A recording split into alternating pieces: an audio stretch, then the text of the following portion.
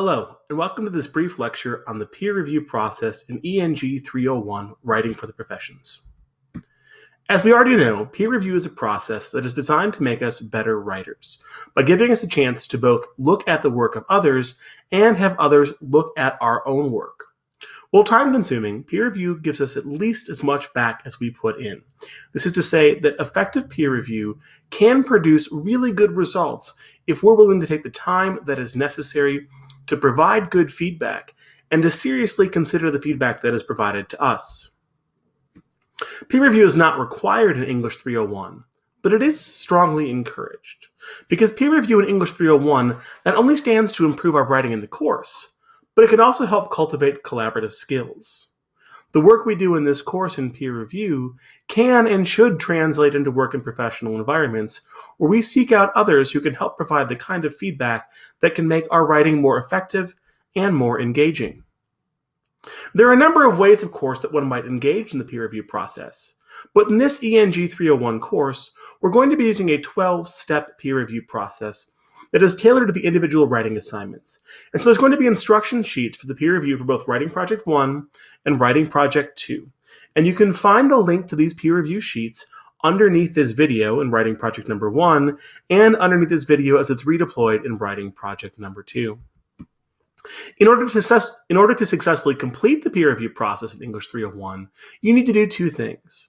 First, you need to submit a rough draft of your essay as a file attachment to the appropriate discussion board by the date indicated in the course syllabus. And all of this will be clearly marked in the given weekly module associated with the writing project.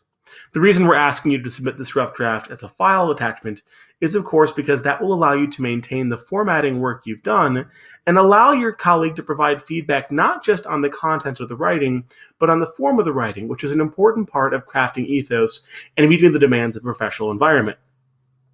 After submitting this rough draft, you'll also need to provide feedback on the work of at least one peer using that 12-step peer review process by the due date indicated in the course syllabus.